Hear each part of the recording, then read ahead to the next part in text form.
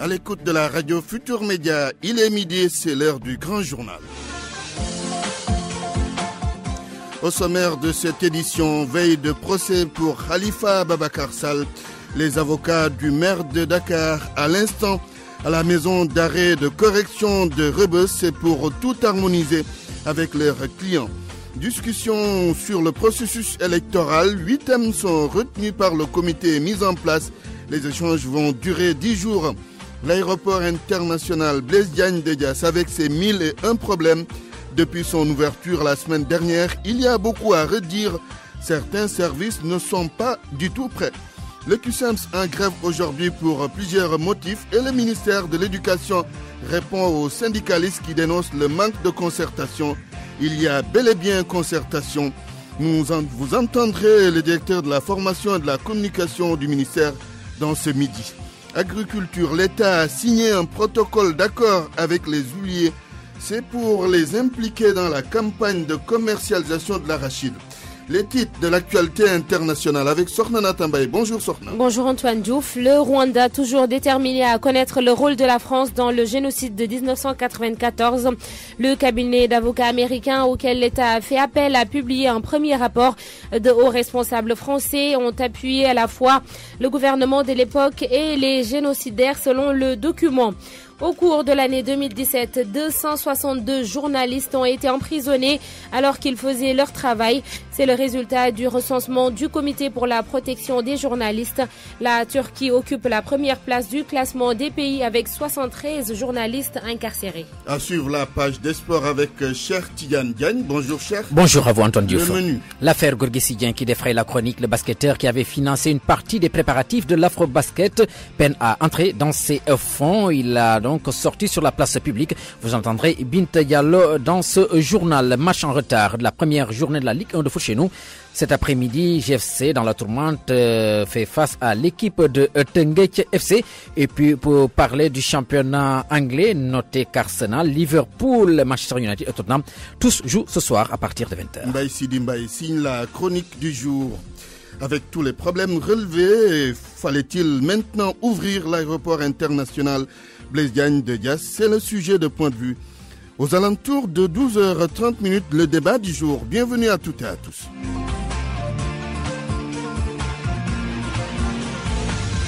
Antoine Diouf. Mesdames, Messieurs, bonjour. Les avocats de Khalifa Ababacar Sall sont à Rebeuss en ce moment. Les conseils du maire de Dakar ont effectué le déplacement à la maison d'arrêt et de correction où est détenu leur client depuis le 7 mars dernier. L'objet de leur visite, c'est pour harmoniser avec Khalifa Sall, dont le procès s'ouvre demain. Les concertations sur le processus électoral, les acteurs, les discussions portent sur l'évaluation de la refonte, l'audit indépendant du fichier, l'autorité ou organe devant conduire le processus électoral entre autres termes de référence. Les travaux vont durer une dizaine de jours. Georges Détiédiop. Véritable course contre la montre. Le cadre de concertation sur le processus électoral n'a pas perdu de temps. Aussitôt après l'installation de Seydou Nourouba, les travaux ont démarré. Les concertations devraient s'étaler sur 10 jours au moins. Les acteurs tiennent compte de la révision ordinaire des listes électorales le 1er février prochain et de possibles modifications de la loi électorale. 10 jours, trop peu selon certains, pour des questions aussi essentielles. Les discussions vont porter sur 8 thèmes ou termes de référence. Il sera d'abord question de l'évaluation du processus de refonte partielle des listes électorales et de l'audit du fichier électoral. Le comité va aussi se pencher sur les conditions de participation à l'élection présidentielle, l'organisation des élections locales, notamment les modes d'élection, la place de la Sénat et du CNRA dans le processus électoral. Les acteurs politiques vont aussi échanger sur la rationalisation des partis politiques, le financement des partis politiques, oui, et le statut de l'opposition ainsi que du chef de l'opposition. Mais la question qui va cristalliser les attentions demeure celle relative à la personnalité, autorité ou organe consensuel devant conduire le processus électoral. Et sur ce point, il y a de sérieux risques de désaccord, car du côté du pouvoir, on persiste que c'est l'État qui doit organiser les élections alors que l'opposition exige plus que jamais une personnalité neutre et indépendante. Au menu des discussions, il est aussi retenu une proposition de précision sur certaines dispositions légales ou constitutionnelles. Le mandat présidentiel, certains articles du code électoral par exemple. Tous donc à l'écoute du comité et des acteurs politiques. La société civile ne prend pas part aux concertations. Elle a choisi d'être observateur. Conséquence, selon le comité, qui souligne qu'à ce titre, elle ne pourra pas prendre part au débat. RFM 94.0, la radio en puissance. Midi, 6 minutes, tout n'est pas au point à l'aéroport international Blaise Diagne de Diass, mais vraiment pas. Près d'une semaine après son ouverture, il y a encore des couacs et des services qui ne sont pas prêts. L'on a parlé du fret, oui, mais il y a aussi le carburant. Les avions ne peuvent pas prendre du kérosène à l'AIBD. Babacar Fall. Le 31 octobre dernier, lors du conseil interministériel sur l'aéroport Blaise Diagne, la société SMKD, chargée de construire les pipelines de l'AIBD, avait assuré devant le Premier ministre que les travaux seraient terminés avant le 7 décembre, date d'inauguration et d'ouverture de cet aéroport. Résultat, il n'en est rien. Aujourd'hui, les avions qui descendent sur Blaise Diagne ne peuvent pas se ravitailler en kérosène. Les pipelines de l'AIBD ne sont pas aux normes et n'ont pas donc été certifiés par l'IATA, l'Association internationale du transport aérien. Les conséquences sont coûteuses pour les compagnies aériennes qui n'ont que deux alternatives. Trouver un aéroport de dégagement non loin du Sénégal pour prendre du carburant ou bien remplir leur réservoir pour l'aller et le retour, ce qui bien sûr signifie qu'il faut à perte diminuer le fret des tonnes pour ne pas surcharger l'avion. Cependant, une troisième possibilité existe, se faire ravitailler par des camions citernes, un procédé lent qui provoque beaucoup de retard sur l'heure du décollage. Autant de désagréments qui commencent à agacer les compagnies aériennes qui, à ce rythme, pourraient être amenées à réduire leur desserte sur le Sénégal pour amoindrir les pertes. Des compagnies aériennes qui, avec d'autres acteurs du secteur, avaient pourtant suggéré le report de l'ouverture de l'aéroport international Blaise Diagne. Mais ils se sont heurtés à l'entêtement du ministère des Transports aériens qui aurait insisté auprès du président de la République pour que la date du 7 décembre 2017 soit maintenue pour l'ouverture de l'AIBD. Le débat du jour, c'est justement sur l'ouverture de l'aéroport international Blaise Diagne de Diass. Fallait-il le faire maintenant ? Nos intervenants vont répondre à cette question post-Thiaroye. 5 jours après le passage des bulldozers, certains commerçants refusent toujours de partir. Ils se sont installés provisoirement sous le pont et les espaces libres non loin des lieux où ils faisaient leur commerce. Mais l'État entend faire le suivi. Un reportage de Salif Sow. Le célèbre rond-point Poste-Thiaroye a changé de visage au grand plaisir des passants. C'est très bien comme ça, on se déplace maintenant sans souci. L'autre commence à s'installer ici, mais l'anarchie se sent, se voit, se constate ça et là avec des poches de résistance, dénonce cette technicienne de surface, une habituée des livres.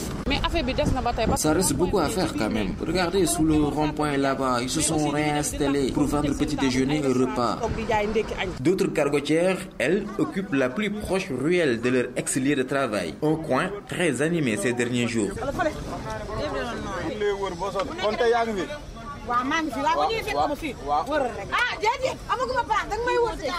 Là où étaient passés les bulldozers vendredi dernier est sécurisé. L'espace est clôturé à l'aide de zinc. C'est pour barrer la route aux commerçants têtus. Vous voyez, les policiers même montent la garde. Les ex-occupants du sud agissent différemment. Les uns tentent de se réinstaller au moment où les autres s'adonnent à la vente à la sauvette, déplore cette vendeuse de thé désemparée trouvée sur place.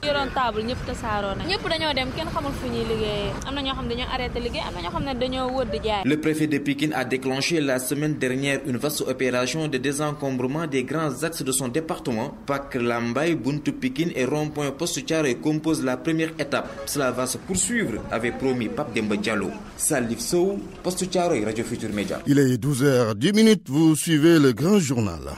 Pour moi, RFM, c'est la radio de la réactivité. RFM, partout, tout le temps. Le QSEMS en grève totale aujourd'hui. Le cadre unitaire des syndicats de l'enseignement moyen et secondaire veut le respect des accords signés avec le gouvernement, le paiement intégral des indemnités du baccalauréat, l'arrêt immédiat des redéploiements qu'ils jugent abusifs et la restitution de leur argent aux enseignants qui ont subi des ponctions.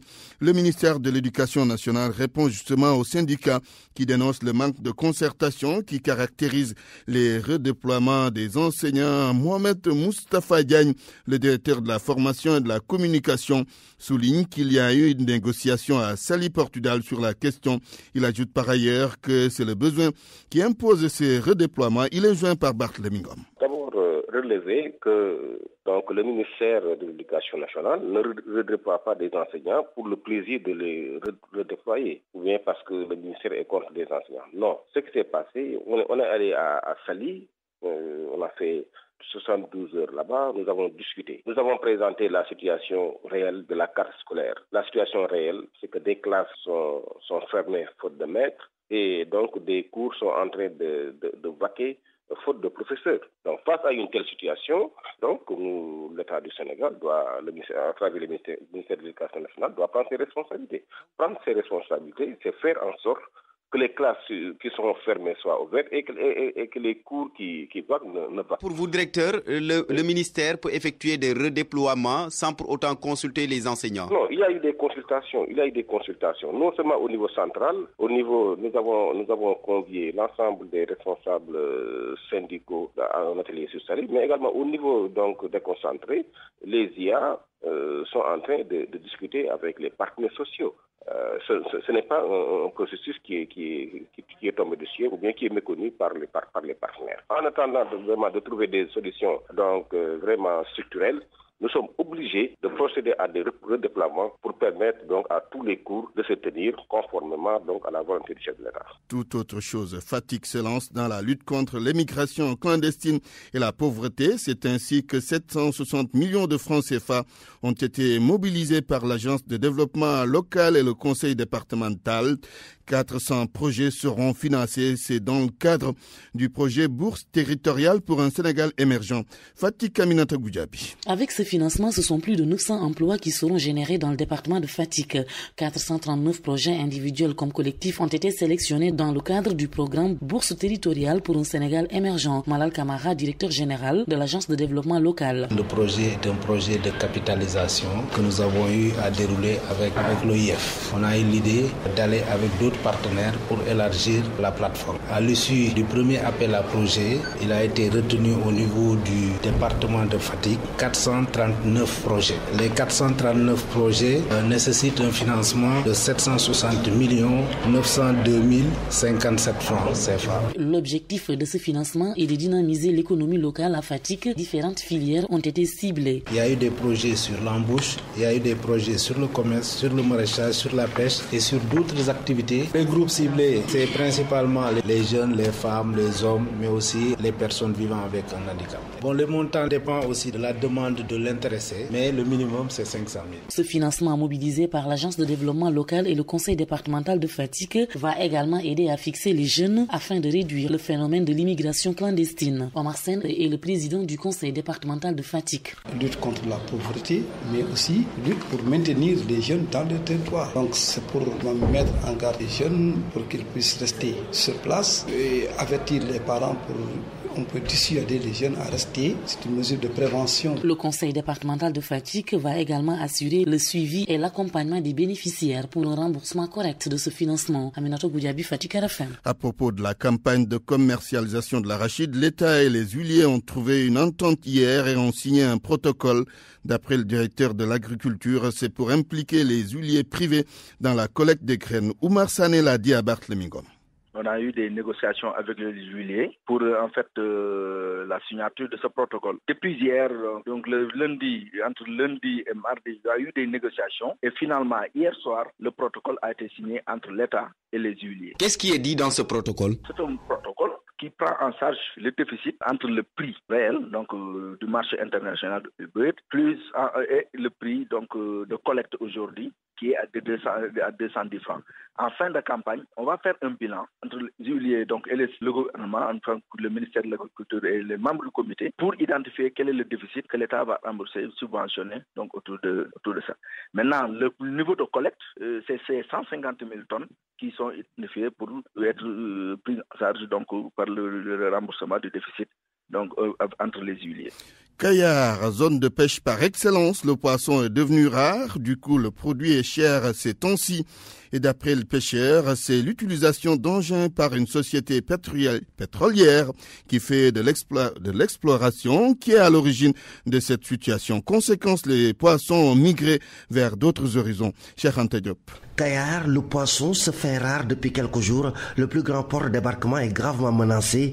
Des techniciens mènent d'intenses opérations de sonde au niveau de la zone où sont découverts du gaz et du pétrole. Selon les pêcheurs de Kayar, les engins utilisés pour l'exploration chassent les poissons qui fuient vers d'autres horizons. Mamadou Mbaye, le vice-président de l'association des pêcheurs actifs de Kayar. ndax ku tudd pétrole fi mu toll ni Sénégal tudd Kayar mais dafa am impact bu rëy boo nga xamante ni am na ko ci dëkk bi mais am na ko tamit ci géej gi yenn bombe yoo nga xamante ne moom la ko doon testé 6000. Nous pêcheurs nous sommes vraiment impactés du fait de l'utilisation des bombes sismiques qui font fuir les poissons. ci exploration bi bu dóoree dafay dàq jën. Dans le cadre de la RSE, l'entreprise chargée de l'exploration a octroyé la somme de 108 millions de francs CFA à la mairie. Toutefois, les pêcheurs déplorent le fait qu'ils ne se sentent pas concernés par cette manne financière. Salut Dian. Le conseil municipal a adopté 100 millions de patentes pétrole. La mairie a reçu 108 millions de francs CFA de la société chargée de l'exploration. Une clé de répartition qui a été faite n'a pas pris en compte les préoccupations des pêcheurs de Kayar. Il y a des chiffres qui sont ci sport, santé, ci éclairage, ci assainissement. Bu dee li jëm ci géej moo li ñoom gisaguñ seen bopp mais Kayar menacé wu na ndax amatul jën. Boo demee ba heure bii nii keesu yabee di jar ay 40 000 francs. La campagne de pêche qui s'ouvre chaque année au mois de décembre à Kayar tarde à démarrer parce que les poissons ne sont pas encore présents. RFM Thiès, Cheikh Anta Diop. RFM. L'actualité internationale. C'est avec Sornana Tambaye, Burkina Faso d'abord. Aujourd'hui, 13 décembre, 19e anniversaire de l'assassinat de Norbert Zongo. Le journaliste avait été retrouvé mort dans sa voiture en 1998 avec 3 de ses compagnons. Le défunt directeur de l'Indépendant enquêtait sur l'arrestation, puis le décès suspect du chauffeur de François Compaoré, frère de Blaise Compaoré. À l'occasion de la commémoration, le porte-parole du gouvernement burkinabé déclare espérer un traitement diligent du dossier. Le 29 octobre dernier, François Compaoré avait été arrêté à l'aéroport Roissy-Charles de Gaulle de Paris. À la suite d'une brève interpellation, il est placé sous contrôle judiciaire. Selon le ministre burkinabé de la Justice, son dossier d'extradition sera examiné ce mercredi par la justice française. Au Libéria, la date du second tour de la présidentielle a été fixée. Ce sera le 26 décembre, un second round qui va opposer l'ex-star du foot Georges Weah et le vice-président sortant Joseph Boakai. Au premier tour, Weah avait obtenu 38,4% des voix contre 28,8% pour son adversaire. La constitution libérienne fixe le début du mandat au 3e lundi de l'année suivant l'élection, donc dans un peu plus d'un mois, Antoine. Le métier de journaliste est de plus en plus menacé dans certains pays, selon le CPJ. Le comité pour la protection des journalistes a bouclé son recensement pour l'année 2017. Un peu plus de 260 journalistes sont emprisonnés dans l'exercice de leurs fonctions. La Turquie occupe la première place du classement. Barthélémy Ngom.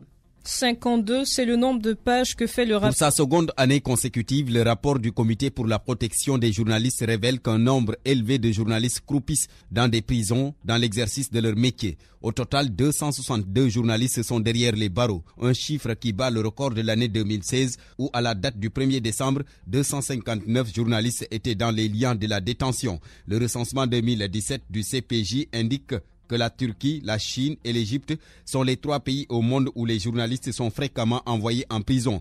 La Turquie, par exemple, occupe la première place avec 73 journalistes emprisonnés, deuxième la Chine avec 41 journalistes et l'Égypte vient en 3e position avec 20 journalistes en prison. Le directeur exécutif du CPJ dénonce ces emprisonnements de journalistes. Joël Simon estime que dans une société juste, aucun journaliste ne devrait être emprisonné dans l'exercice de son métier ou pour avoir fait un reportage critique, mais malheureusement, regrette semble-t-il, 262 journalistes en payent le prix. Selon le recensement du CPJ, environ 74% des journalistes en prison ont été inculpés pour crimes contre l'autorité de l'État. Rappelez que le recensement du Comité pour la protection des journalistes régulièrement publié depuis 1990 ne prend en compte que des journalistes détenus dans des prisons. Au Rwanda, Sornanata, le pays reçoit les premières conclusions d'un cabinet d'avocats américains chargé d'enquêter sur le génocide de 1994. Et c'est un volet spécifique de l'enquête, à savoir le rôle de la France pendant cette période sombre. Le cabinet Cunningham Levy Muse a remis un rapport préliminaire sur le rôle des officiels français. Le document est le résultat de 6 mois d'investigation. Floréwane Épée. 52, c'est le nombre de pages que fait le rapport publié ce mercredi par le cabinet d'avocats américain Cunningham Levy Muse. 52 pages pour souligner le rôle de la France au Rwanda avant, pendant et après le génocide dit des Tutsis qui a débuté en 1994. Les avocats écrivent d'ailleurs dans leurs conclusions, je cite, que sur la base des documents publics, on peut dire que de hauts responsables français étaient conscients et ont appuyé dans leurs buts et dans leurs actes à la fois le gouvernement Habyarimana et les génocidaires. De fait, ils estiment que la France devrait coopérer pleinement avec l'investigation du gouvernement rwandais. Gouvernement qui a commandé ce rapport au moment où les relations entre les deux pays sont plutôt tendues. En cause, l'ouverture par la justice française d'une enquête sur l'attentat du 6 avril 1994 contre l'avion du président Juvénal Habyarimana, ce qui avait alors marqué le début du génocide dont le bilan, selon l'Organisation des Nations Unies, s'élevait à 800 000 morts. Il faut également rappeler qu'en mars dernier, un juge français avait auditionné un nouveau témoin, James Munyandida, qui a accusé, comme d'autres avant lui, le président rwandais Paul Kagame d'être le commanditaire de l'attentat. Une confrontation entre lui et 2 responsables rwandais fixée au 14 et 15 décembre 2017 avait alors été ordonnée. Mais Kigali exclut toute collaboration, dénonçant une manipulation française.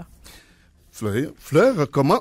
Floréwane Épée, Antoine. Épée, stagiaire à la radio Futur Média. On poursuit. Sornanata. Burundi, le président lance la campagne sur le référendum constitutionnel. Un projet de réforme qui devrait permettre à Pierre Nkurunziza de rester au pouvoir jusqu'en 2034. Le texte a été adopté en fin octobre par le gouvernement. Le référendum est prévu en février prochain et si le oui l'emporte, Nkurunziza va briguer à partir de 2020 2 mandats de 7 ans. Lundi dernier, le gouvernement a imposé une contribution à la population pour financer le scrutin de 2020, un vote que l'opposition qualifie de vol organisé. Merci pour la page internationale. Sornanata Mbaye. Parole aux auditeurs. L'actualité, qu'en pensez-vous? Moi, je pense que vous devez. Réagissez dans nos éditions d'information sur l'actualité. Bonjour. Oui, bienvenue sur cette antenne d'RFM. Du lundi au vendredi, vous avez la parole sur RFM. Avec tous les problèmes relevés, fallait-il maintenant ouvrir l'aéroport international Blaise Diagne de Yass? C'est le sujet de Point de vue et c'est dans quelques minutes. RFM Sport. Rebonjour cher Tidiane. Rebonjour à vous Antoine Diouf. Gorgui Sy tape du poing sur la table et réclame ses sous à l'État. Pour rappel, le basketteur avait financé une partie des préparatifs de l'Afrobasket 2017 à hauteur de 38 millions. Il peine à présent entrer dans ses fonds. Hier, le sociétaire des Timberwolves en NBA s'est fendu d'un communiqué pour réclamer ses sous. Binta Diallo. Il a fallu que Gorgui Sy tape du poing sur la table pour que le ministère des Sports réagisse. Réunion de crise d'urgence convoquée d'Ardar après que le mal est fait. Quelle honte! Est-ce qu'il fallait en arriver là? Qu'un joueur s'engage à soutenir son État à hauteur de 40 millions de francs CFA pour primes et frais divers? Acte ne peut être aussi patriotique, mais acte ne peut être un retour aussi décevant, scandaleux et pathétique si ce même État n'a rien fait depuis pour lui retourner ses sous. Et dire que ce n'est pas la première fois, l'histoire se répète. Avec Kalidou Koulibaly, l'on se rappelle lors du match amical contre le Nigeria, une histoire de devise qui avait atterri sur la place publique. Du côté du DAGE, du ministère des Sports, on nous apprend qu'il n'est qu'un simple fonctionnaire de l'État et qu'il ne peut réagir sans l'onction de la tutelle. 3 mois, quoi qu'il en soit, après l'Afrobasket, Gorgui Sy n'exclut aucune voie de recours pour rentrer dans ses fonds. Le sociétaire du NBA dit en avoir marre avec des promesses de remboursement jamais tenues et c'est son droit le plus absolu. À l'instant donc, Binta Diallo, le stade municipal de Bambey va faire pour une mission du ministère des Sports. Il a effectué d'ailleurs une tournée en ce sens. À l'issue, le réceptif sera aux normes FIFA. Moustapha Ndiaye, lui, c'est le préfet du département de Bambey. Il est interrogé par Babacar Diouf. Le Sénégal, avec les résultats sur le plan sportif qui sont en train d'être enregistrés au niveau national, voire même international, le problème des infrastructures a été toujours un des piliers, un des éléments sur lesquels s'appuie le ministère des Sports pour mener à bien la politique sportive définie par le chef de l'État. Et Bambey ne peut pas être en reste dans ce domaine-là. Et c'est l'occasion pour moi aussi de féliciter, de remercier M. le ministre des Sports qui a été très diligent par rapport à la vieille doléance des populations, des autorités administratives et même des autorités locales qui ont tout le temps réclamé un stade, un terrain municipal aux normes, aux standards pour permettre à la jeunesse de Bambey, à la jeunesse sportive de Bambey de pouvoir pratiquer le sport dans un cadre convenant. C'est heureux que nous recevons aujourd'hui la mission dépêchée par monsieur le ministre des Sports pour venir étudier, faire les levées, faire l'étude technique de la réhabilitation du stade de Bambey dont les travaux vont être lancés incessamment. Alors là, nous demandons à toute la population de vraiment d'accueillir, et je sais qu'ils vont l'accueillir avec fierté, avec bonheur, et que effectivement à partir de la réhabilitation de cette importance infrastructure-là, que le mouvement sportif de Bambey aussi puisse vraiment gagner certaines victoires et on peut relever le niveau du sport en général au niveau de Bambey. Cher Tidiane, on va parler de cette opération rachat pour le Guédiawaye Football Club. C'est pour le compte de la première journée, d'un match retard, de la première journée de la Ligue 1 de foot chez nous. À 16h30, les GFC, dans la tourmente du fait du différent opposant Guédiawaye Association à Diapoessa, accueille Tengueke FC. Le match est prévu au stade Amadou Barry de Pikine. Retenez plutôt à Guédiawaye, notez que les GFC occupent la dernière place du classement avec 0 pointé samedi, début de la 4e journée, Antoine. Le football en Angleterre, l'Angleterre donc qui poursuit sa 17e journée ce soir. Le solide leader Manchester City est chez Swansea à partir de 19h45. Newcastle de Momo Diame accueille Everton d'Idrissa Gana Gueye. Southampton croise Leicester à 20h. West Ham United de Cheikhou Kouyaté qui va accueillir Arsenal qui occupe la 6e place du classement. Liverpool de Sadio Mané et de Mohamed Salah, 5e au classement, fait face à l'équipe de West Bromwich Albion. Manchester United qui a été défait le week-end dernier par son voisin et leader Manchester City occupe la 2e place actuellement. Manchester United, les Reds donc, qui auront l'opportunité de se racheter face à Bournemouth ce soir à partir de 20h. Tottenham, 5e au classement. Les Spurs se feront face à l'équipe de Brighton. Chelsea occupe la 3e place du classement après sa victoire hier. Et puis Antoine, nous allons terminer avec la Coupe de la Ligue en France. Ce soir, à partir de 17h45, Rennes fera face à l'équipe de l'Olympique de Marseille. À partir de 20h05, les rencontres suivantes, Amiens-Tours, Lille accueille Nice, Lyon et chez Montpellier, Strasbourg, Paris Saint-Germain. C'est une séance d'explication. Vous n'êtes pas sans savoir que Strasbourg est la première équipe à avoir infligé une défaite au Paris Saint-Germain en championnat. Strasbourg de Kader Mangane, donc le Paris Saint-Germain qui va essayer certainement de se racheter. Notez que Toulouse, Angers et Monaco ont déjà composté leur ticket pour les quarts de finale de la Coupe de la Ligue en France, Antoine. Cher Tidiane Diagne, merci. RFM, la chronique du jour. La chronique de Mbaye Sidi Mbaye. Je suis à me demander si nous ne sommes pas en train de vivre un nouvel ordre politique national qui semble n'avoir d'ailleurs pas d'idéologie à proprement analyser. Quels sont ses points d'appui? L'Occident, son centre et ses escales intermédiaires dans un processus mondialisant, hybride d'apparence mais cohérent. Le marché est organisé, contrôlé, les tâches distribuées, la supervision planifiée. C'est cela la coopération d'aujourd'hui, mais surtout le commerce international orienté. Il y a des stocks, des années de stocks à faire acheter, qu'il faut acheter, qu'il faut consommer. C'est la règle, toute production doit être consommée. Cela fait vivre les industries du Nord. Le prix ne doit pas inquiéter les acheteurs du Sud. Les banques aussi sont du Nord. On ne vous prend pas à la gorge pour payer cash, ni pour payer dans l'immédiat. 10 ans, vous voulez, comme marge. Généreux, le Nord vous en rajoute 5. Bien sûr, c'est parce que vous êtes crédible que vous avez la confiance des partenaires. Nous vous faisons confiance. Ce lien commercial et de service est, il faut s'en douter, un liant, un engagement d'appartenance. La nouveauté n'est pas dans l'opération que je viens d'expliquer. La nouveauté est dans les acteurs de l'ordre politique national. Une bannière de coalisés, mais tous seront responsables. On se souvient de l'histoire de la dette du tiers-monde dans la décennie 70-80. Comme maintenant, la crise avait démarré avec un contexte favorable pour les matières premières des pays pauvres. 1 an après les endettements, les marchés se sont effondrés et les pays riches ont réclamé leur argent en oubliant de bien traiter leurs partenaires. Le gouvernement socialiste de l'époque a sué sang et eau en passant par l'étape de stabilisation avant de traverser une longue phase de remboursement-redressement. Abdou Diouf avait été l'objet d'attaques très viriles pour son plan Sakho-Loum qui, heureusement, nous a sortis de l'auberge. En plus, notre pays n'était pas seul, loin de là, à subir le retour de bâton des pays dits amis et des banques et du système de Bretton Woods. Tout cela nous donne le droit d'avoir peur, de veiller et de surveiller les clignotants que vous savez. La presse du jour.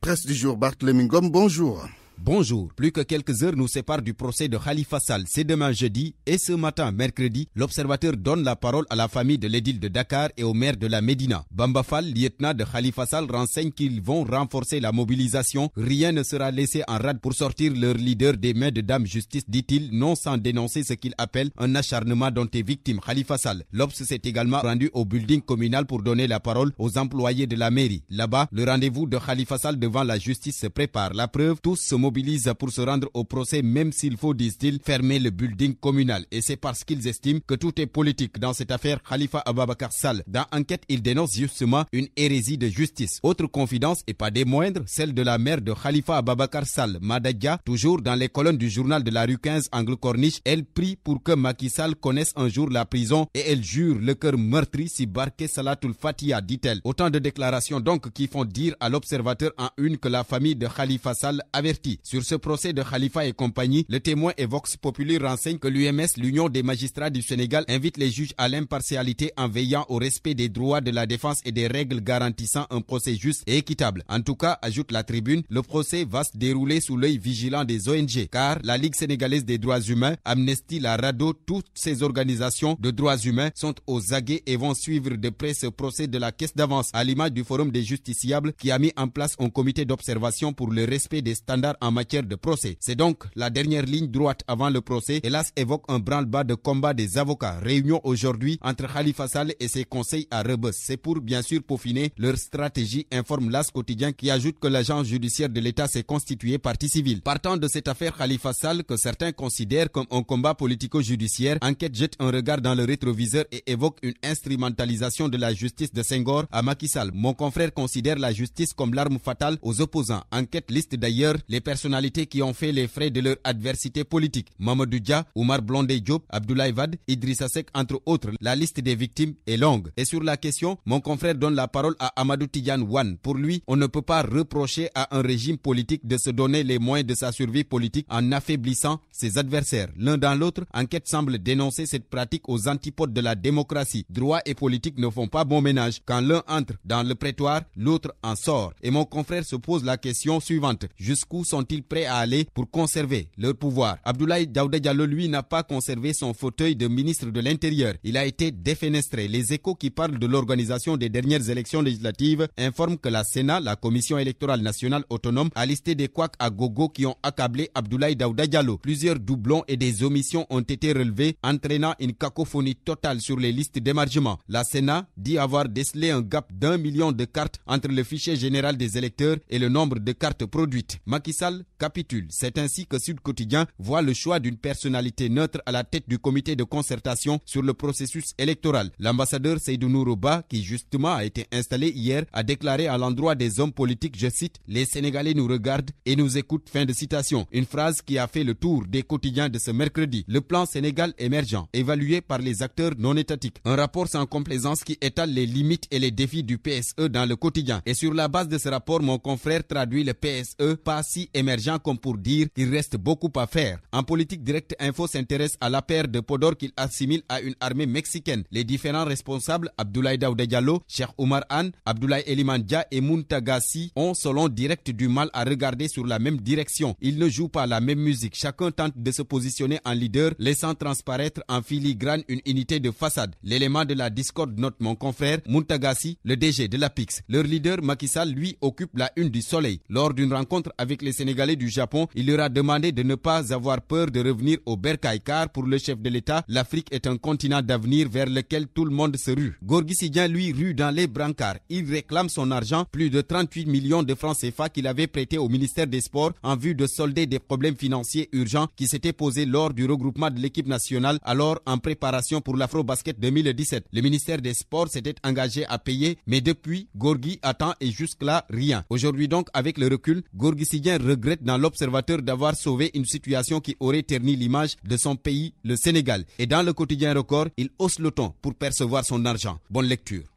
Point de vue. Regard croisé sur l'actualité du jour. On va parler des problèmes qu'il y a à l'aéroport international Blaise Diagne de Diass.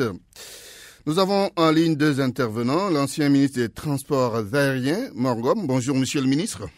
Bonjour, Alpha. Gaïdé Aliou, inspecteur de l'aviation à la retraite, consultant aéronautique. Bonjour, monsieur Gaïdé.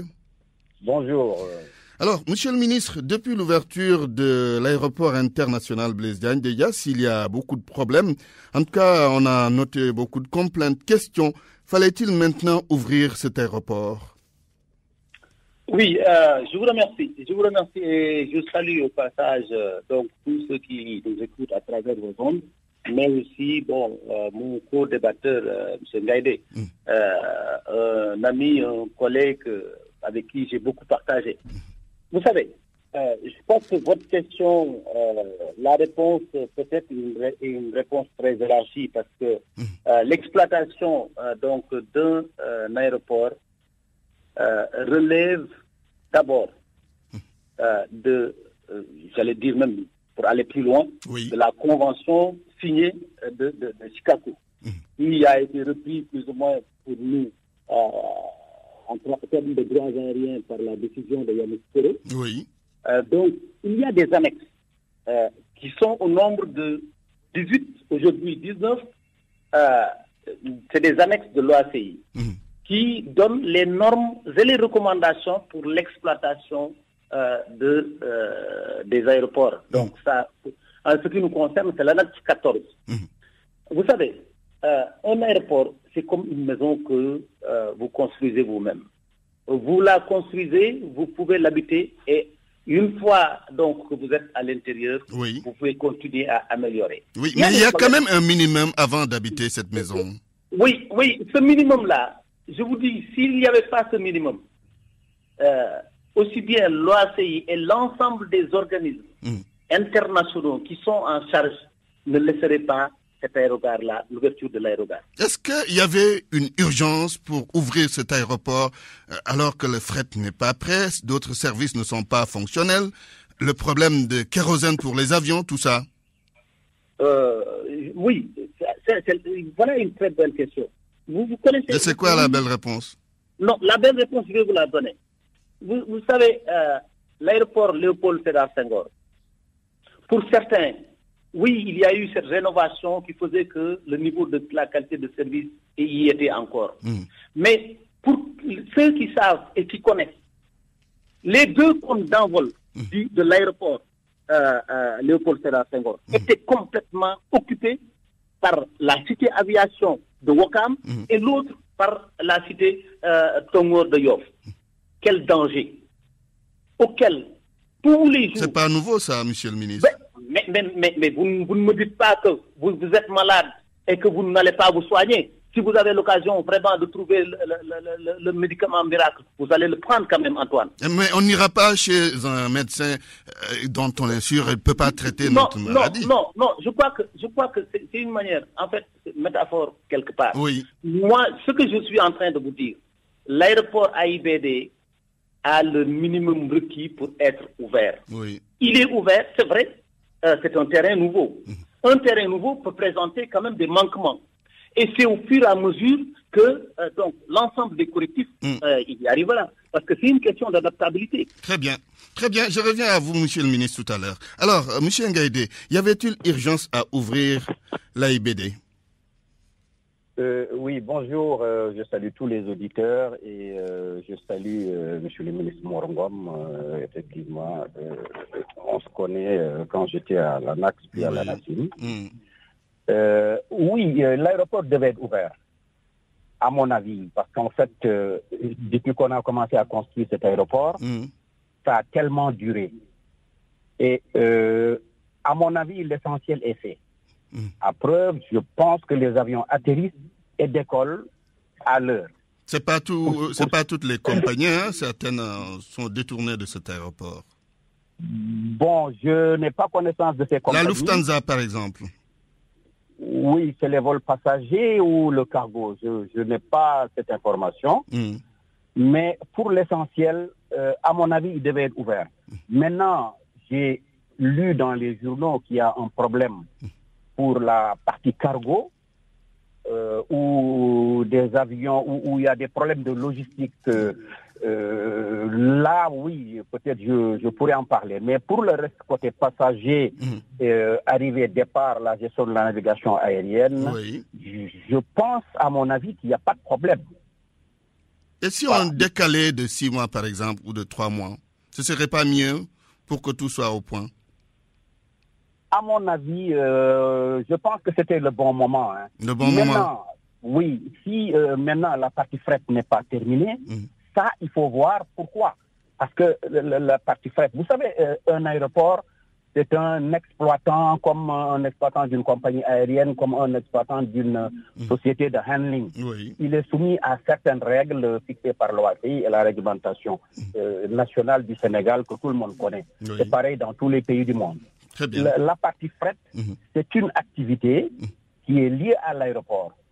Parce que la partie fret, il y a des avions avec passagers qui amènent du fret. Il y a des avions dédiés uniquement au cargo, qui n'amènent que des bagages.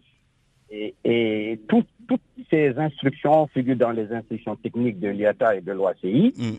Et je n'ai pas connaissance des manquements qu'il y a côté fret. Je ne sais pas si c'est des problèmes d'infrastructure, si c'est des problèmes de personnel ou si c'est des problèmes de traitement de bagages. J'ai lu dans les journaux qu'il y a des problèmes, mais la partie fret obéit aux conditions normalement définies par la réglementation, un personnel formé, qualifié, expérimenté, et qui est que la sécurité et la sûreté soient assurées et que les bâtiments les installations soient adaptées à la gestion de ce fret. Très bien, je reviens à vous tout à l'heure. Pour terminer, monsieur le ministre Morongom, avec certaines compagnies qui ont préféré atterrir en Gambie ou bien au Cap-Vert, est-ce que la destination Sénégal n'est pas quelque part menacée, si vous pouvez vous résumer? Non, du tout. Vous savez, comme mon ami Gaïdé vient de le dire, je crois qu'il y a 3 niveaux d'exploitation. Il y a l'exploitation de la navigation aérienne, l'exploitation aéroportière et extra-aéroportière. Aujourd'hui, pour l'exploitation de la navigation aérienne, il n'y a aucun problème parce que l'ensemble des aides radio à la navigation, toutes les procédures de télécommunication, y compris celles qui ont des caractères PANS et autres, tout le système est en place et marche correctement. Donc, à ce niveau, il n'y a aucun problème. Les avions peuvent atterrir et décoller. Maintenant, il y a l'exploitation aéroportuaire, c'est-à-dire c'est tout ce qui est lié au génie civil, aux infrastructures de base. C'est là où il y a un petit problème. Et ça, il faut avoir l'honnêteté de l'accepter. Par exemple, pour le cargo, les constructions, donc des infrastructures, la réalisation des infrastructures pose un petit problème parce qu'il y a eu un retard.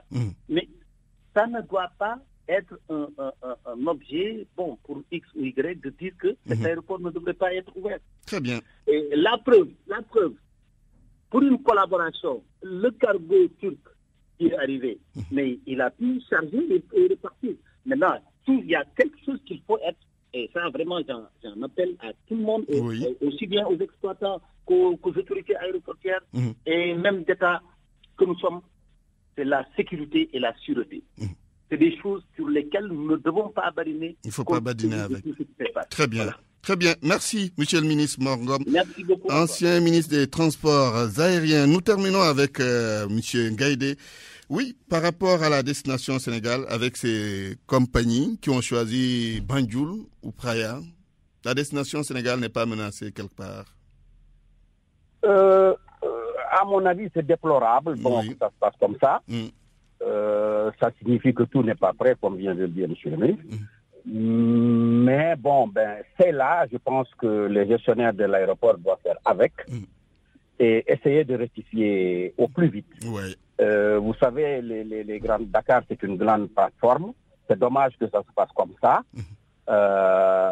Bon, les compagnies aériennes, en principe, dans cette ouverture, je le dis, au niveau du fret, et dans toutes les sections devraient être associées. Il devrait y avoir des directions. Parce que l'aéroport vend quelque chose et les compagnies aériennes sont ses clients.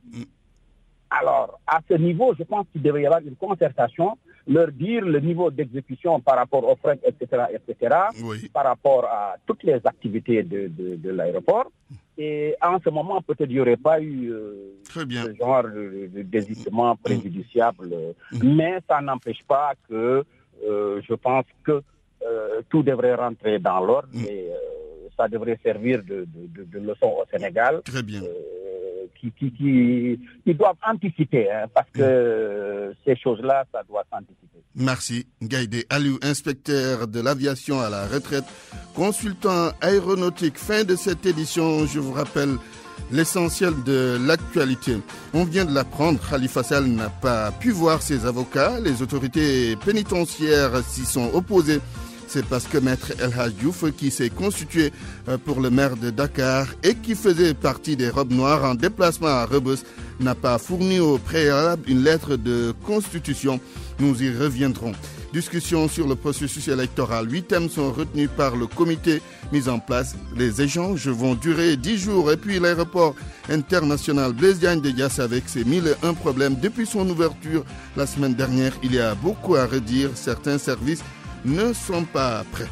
Journal présenté par Antoine Diouf à la technique, Alun Diassé à la réalisation, Daouda Diouf. Pape Oumar Diaw était à la régie, à la production, Abdoulaye Didi Diop. Tout de suite, Djalgati Khibar et le journal de 13h sera présenté par Mamadou Mohamed Ndiaye. Bon après-midi à toutes et à tous.